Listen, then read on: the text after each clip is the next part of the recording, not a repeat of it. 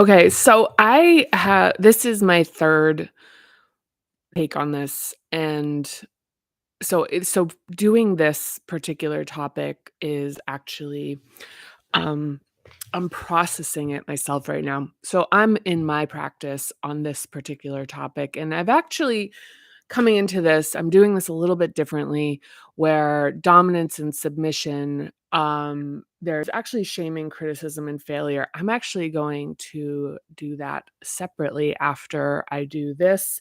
And I'm going to connect the permissive helicopter parent and do this in one session because of how these two things are related. And yesterday, I tried twice to film this. I'm gonna talk a little bit about my own practice currently with this, and I have talked before about how, this particular chapter, this particular hub is a place where, um like, in for my own processing, and I see it in the book.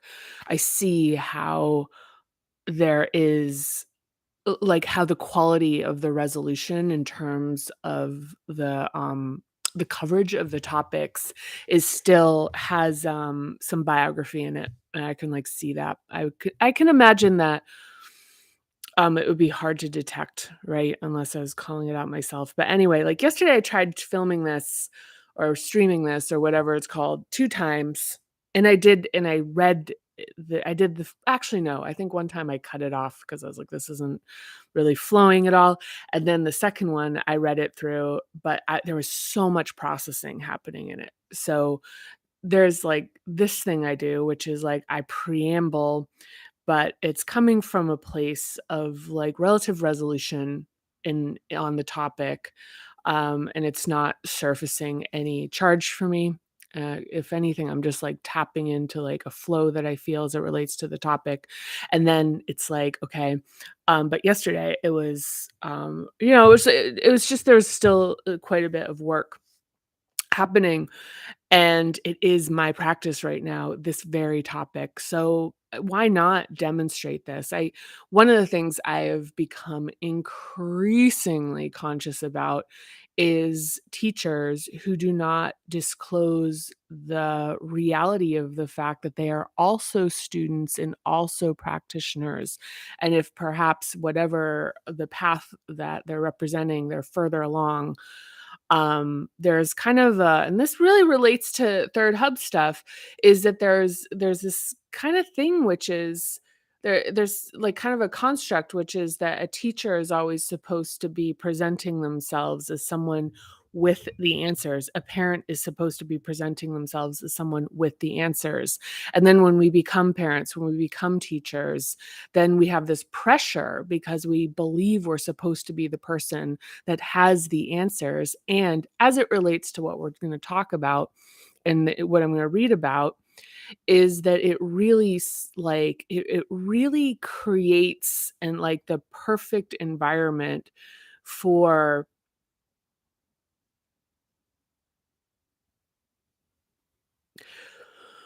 these dynamics to play out, and for even to not fully understand what the role as a teacher is, which is not to do the work for the student.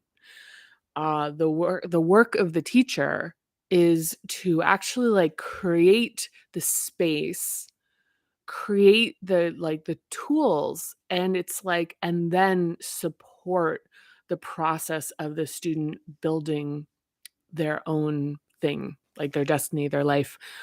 And I think there's a lot of confusion that's created, and it creates a lot of, like, bad students and teachers. And so to go back to the point that, I think it was Bessel van der Kolk who had said, you really wanna know that, when he's talking about seeking a therapist, you wanna know that your therapist has actually been through a process themselves and is actively engaged in their own growth. And, that stuck out to me, and that was years ago now. But now I look at it and I really, really feel strongly about that as as I am in this process myself and representing myself, A, as a fellow human being, and also not taking responsibility for the work that other people are meant to be doing so that they can grow and they can evolve. So the idea that a teacher should be a hero in this kind of traditional sense of like rescuing somebody from, a burning building or, like swooping in, it's like everyone needs to be their own hero, and to play that role on someone is to actually take away their autonomy. Take that for a second.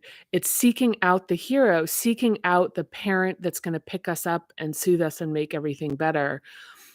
We are past the time that there's someone who can do that for us. That is, if you are an adult and you're watching this, that time is past, but that need remains, and the hero is you.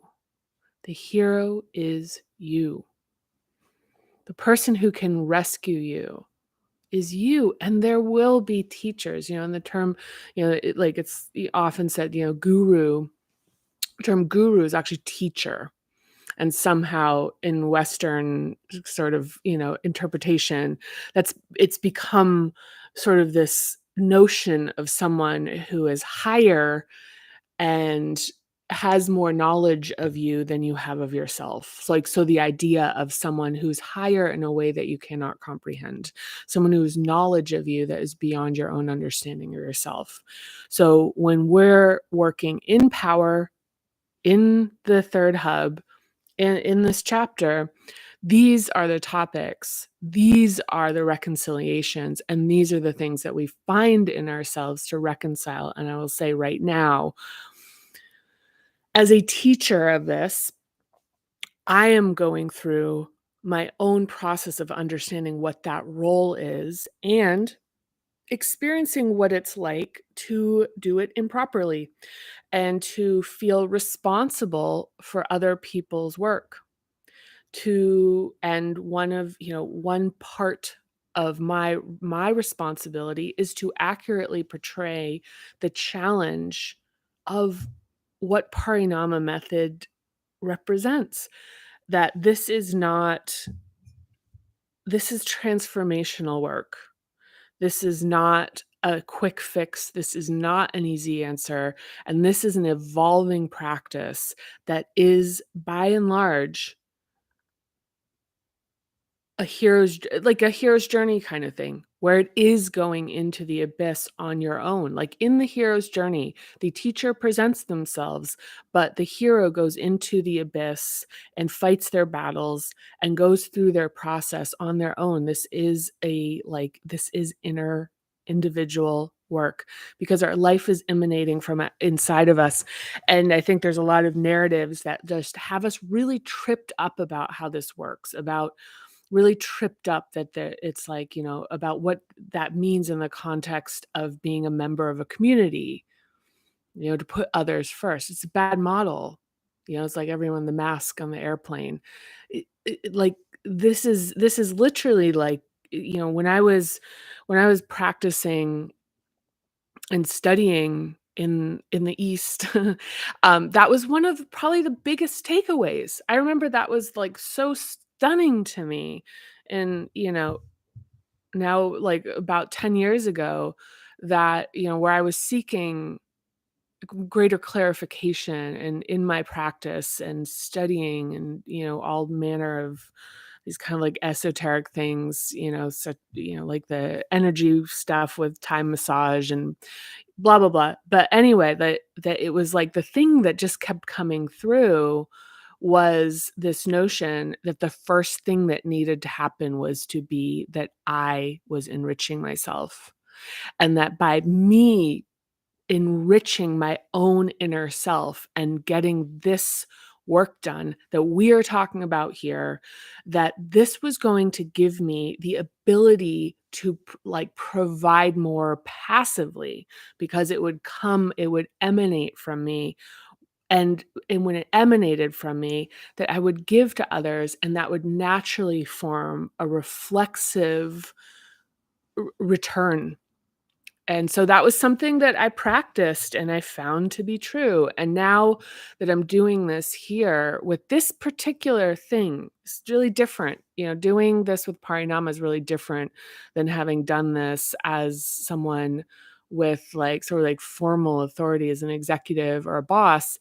It's a different evolution. It's like a different, it's a larger capacity for me to grow into. And it's back to the same relearning of this particular, knowing, which is that I want this so badly for people. I can feel it. The impetus that drew this whole thing out of my being, felt the need. And it was in people I didn't know. I could feel that. I could feel it from emanating from my own process of reaching out and feeling what was missing. Like feeling that, like, just the knowledge that there was some gap that I couldn't see. It was in a blind spot. I was like, how do I find it? And this part of that emergence. But I would have moments of like great, like a swell within me where I'd feel that people needed this, that what I was creating was needed. And I think that this is something that has co opted a part of me, which takes too much responsibility for other people. But before that is canonized and considered a fantastic quality, like what a what a wonderful person. I really want to check this. I'm going to check myself on this. And this is part of exactly what we're going to read about, which is in the third hub. I am an inflating third hub by, by like the sort of like in my innate inclination. Um, But it's like seeing it's really like this process that we go through with Parinama. It just continues to soften and dissolve these patterns. And if we're willing to continue to look at them and process them through somatic work, through feeling through it, through emotional work, and to feel and to bring awareness, to bring accountability, they just soften. And I'm doing this right now, and this is why I'm sharing this, is that this is the process that I'm in right now, and I'm watching it dissolve. And to even explain that this process is actually the surge of something that has been a protector, that is, can be relieved of duty, the surge of that, and before it dissolves, go into like other places you see this, but um, it's uncomfortable. It's really uncomfortable. But my so my takeaway in this right now is that it's a blending, and it's coming into an integrity where it's like the Annie Lamott notion that a lighthouse doesn't go out looking for boats to save. It just stands and it shines. And that is for me, who loves doing. I love doing. I love working. I like working. It's natural for me. Um it's part of my composition.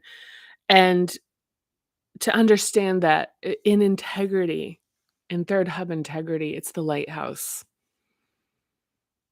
It's the lighthouse. It's your own life. It's your own process. It's your own work that's emanating. And that the integrity, speaking integrity, is part of that.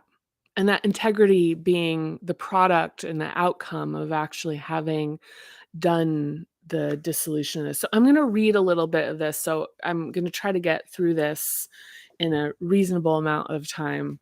But yeah, dominance and submission. So this is dominance and submission, and I'm going to be reading the permissive helicopter parent. And I'm going to be talking to this very likely. We'll see if it kind of arises as I read, but about the notion of dominance and submission being very much like hubs, being out of balance. So the thing is, dominance and submission is like the lighthouse is going out and trying to save boats, and submission is being the boat that is waiting for a lighthouse to come and save it, right? Where it's like where there's an embodiment that we're looking to in the restorative work here that we're doing in this process, which is like we become kind of both. We become both. We become the lighthouse that can be emanating sort of passively by its existence, emanating its power. And we also become the boat that can steer itself in the light of its own teachers. But it's not the lighthouse coming to save the boat. So, okay, let's do this. Okay, so when we cannot sense our own power, it's funny, this is the third time I'm reading this. This has been yeah, and yesterday my voice was like, I couldn't get it out. It's like, maybe I'll publish it because it's sort of interesting to watch it, because it's, like, further deeper in processing. So, if we cannot sense our own power, we tend to experience it through either overpowering others or by surrendering our power and submitting to others. There will always be power differentials between people, but with our embodied power, we can decide what's best for ourselves, even though it may not be possible in each moment. So, children are often taught that all adults must be respected and obeyed, regardless of the adult's behavior. The children are often taught that their thoughts and feelings about elders are irrelevant. However, when we grow up to be adults, it becomes clear how all adults do not merit automatic respect. Yeah, there's one. And so, what this this is about the interruption and the stressor that creates the patterning. So it's a little bit of a departure because I've just been talking about sort of myself working back in terms of my own process. And this is reading about, okay, this is like, these are the interrupting factors for this hub. So, anyhow, so again, some strict and domineering parents rationalize cruelty as preparation for the harsh reality of the so called real world. But no real world could be more brutal than being treated poorly by your own family in your own home. And a child bullied in the home must adapt to survive and so learns to either submit, shrink, or dominate others, inflate. In italics, look what you made me do is something bullies will say while dominating and abusing someone, displacing accountability for their cruelty into their victim. It's confusing and distressing for a child to hear this coming from an adult. The phrase, and honestly, as adults, to hear it from like power. Yeah, look what you made me do. The phrase implies that the bully's free will has been hijacked. There's a distinction between holding people accountable for their behavior and hurting someone, than gaslighting them about who's responsible for the harm. So when Hitler rose to power, the surrounding global community watched in astonishment as this unremarkable, gesticulating, angry little man commandeered the human decency of an entire population. Alice Miller, see chapter 2 in her book For Your Own Good, detailed the strict and unrelenting family lives of top Nazi officers. According to Miller, these men had been raised in punishing authoritarian homes and as adults were unable to resist the familiar commands of domineering authority. Hitler has been described as always carrying a sense of impending violence, and his officers obediently followed his sadistic, shocking orders without question. Adolf Eichmann, a principal organizer of the Final Solution. Ugh, that's just like, I don't know. I just got some like barfy energy just reading those words.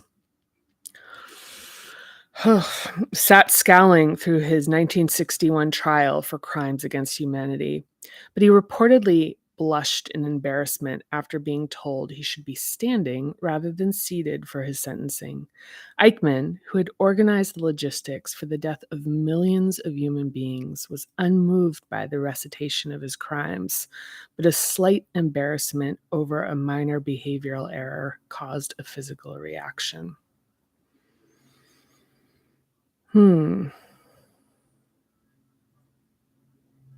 it's interesting in reading that.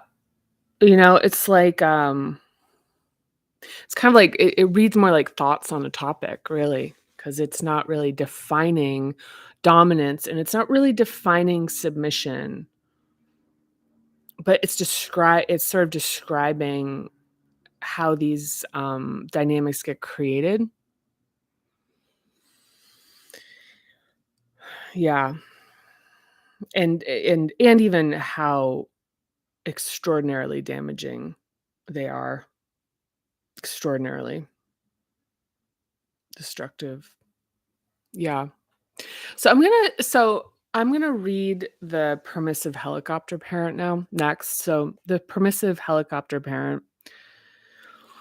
So I'm gonna just start reading and I'll speak to it. So the helicopter parent interruption comes when parents, teachers, and leaders diminish or remove children's challenges altogether. We learn our capability by working through and overcoming manageable challenges and by bouncing back from mistakes and failures. Whew. Yeah, I just need a second for that. When challenges are removed or diluted to the point that they exert no force, the empowering experiences of surviving disappointment and growing the ability to get up, dust yourself off, and try again don't happen. If we're not given chances to fail, our capacity to weather loss and disappointment either never develops or atrophies. A child has the chance to develop resilience if manageable challenges are presented so that both success and failure are experienced. Yeah, I need to actually mentally catch up with this because I'm a little bit like I'm a little like blown out back by it.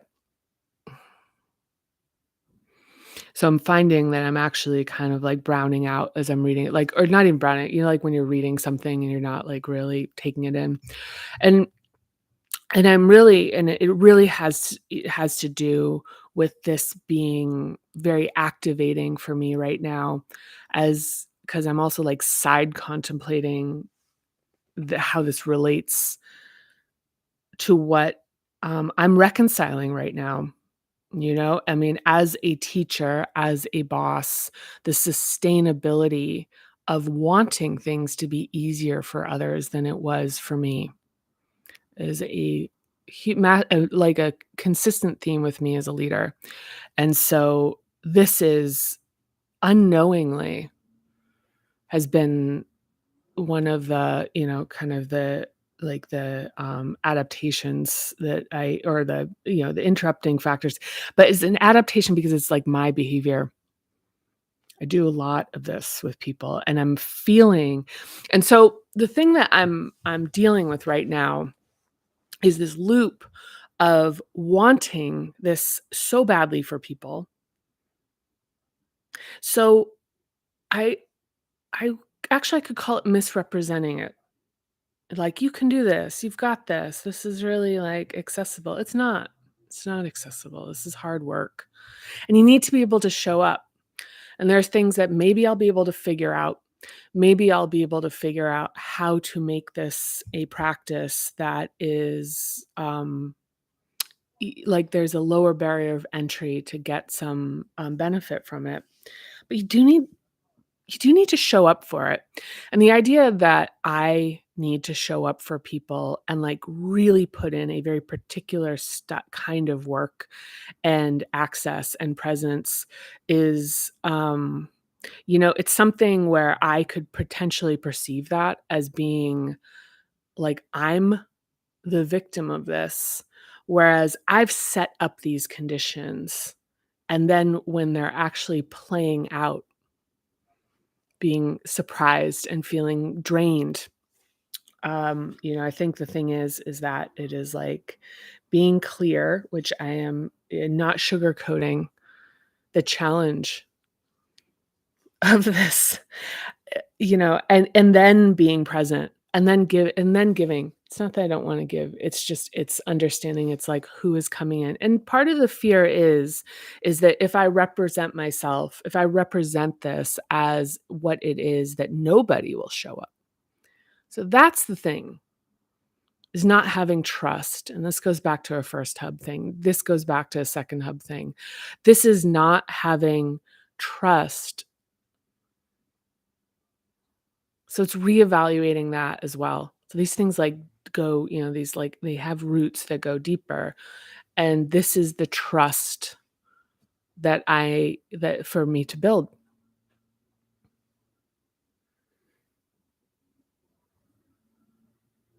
Yeah. So, helicopter parenting eliminates exposure to difficulty and consequences, usually due to parents themselves being unable to manage the emotional load of struggle and disappointment. Hmm. So Gee, I don't know anybody like that. Anyway, we'll keep reading. Permissive parenting revolves around the parent's own relationship with difficulty, failure, and their level of discomfort with the challenging emotions that arise when their child feels let down, frustrated, or sad. Oh man. Yeah, it really, really and truly, they say that you become the person that you needed as a parent. And I read this, I'm like, "Oy boy, I get it, I get it, I get it, I get it. I hear you, coming through loud and clear." So, although a child raised with overly positive parents may not develop the ability to handle any form of criticism, on the flip side, children raised with excessively negative parenting can become overly resilient as they struggle with confidence and self-worth. Huh, okay. Often feeling unable to ask for help when they need it. Yeah, that's like a limited resilience. It's kind of like a stuck ability to kind of bounce back within a narrow range. So our struggles build strength, but they should be manageable or they overwhelm us and as a result can change our relationship with failure from one of reluctance to one of complete avoidance. If we're going to learn to do something we've never done before, we first must try and struggle. Even people with natural talent need practice. The first act of a good success story is a mistake. A failed company helps teach us how to avoid future errors, and an embarrassing experience can motivate us to work towards better outcomes. Again, purebred failure is hard to find. The closest thing to it is giving up or not trying at all. Well, that's encouraging. There's just some nice words to wrap that up with. I have to laugh because it's very called out. It's really funny. And there's some this is part of the like a quality within this book, which is that it can actually support layers and levels of evolution on these matters. Um, yeah. Yeah. Yeah. This is and I think that at the heart of this, going back to how do each of the hubs stack upon each other, is that the first hub is about trust. It establishes physical trust, but at the core of that, it is a trust overall. And right now, and I think this is incredibly relatable, and I don't know I'm saying that, but it's probably because I want to protect myself a little bit from how vulnerable this is. But it is trusting that if I am honest and I'm clear, because the thing is if you don't show yourself, your people can't see you. And also, if you, if we're not clear in this area about the relationship we're having, say, with students, with others, as being playing out dynamics that we need to resolve within ourselves. When we externalize it in these teacher-student relationships, especially when we're the teacher, where we're actually, like, really establishing the expectations and, in this role, that, like, right now for me to be processing these feelings of, like, this is so hard and I have to be, working with people who are really struggling in the work and finding themselves overwhelmed and finding themselves over their heads. That's something that I now raise my hand to take responsibility for, and I'm stepping, um, into like I'm evolving into becoming more comfortable about being very clear about, if, this doesn't have to be for everyone, and that is important. That's that there's no baiting somebody into doing this because what is required is significant.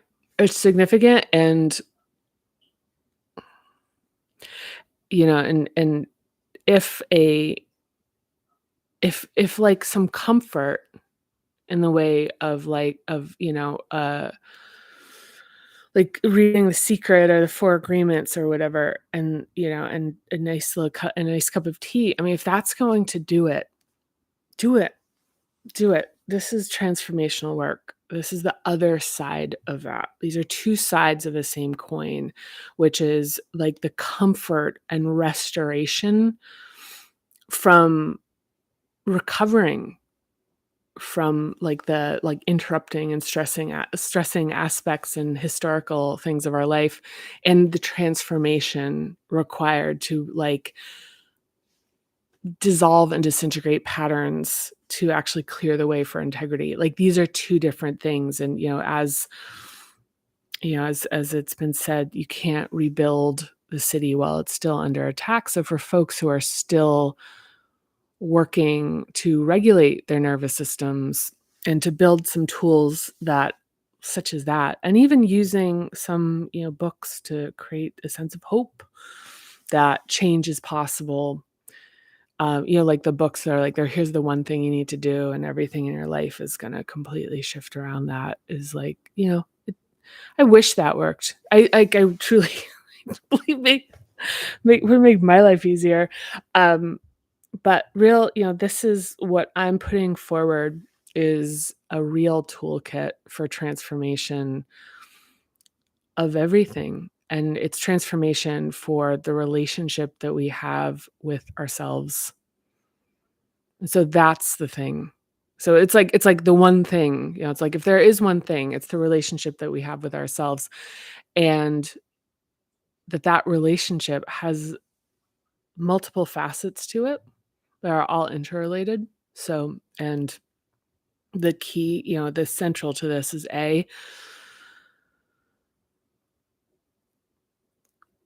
assuming positive intent with ourselves, and B, showing up for ourselves as in the best way that we can. So anyhow, I'm going to sign out for now. Thank you for watching. Looking forward to seeing you next time. Bye for now.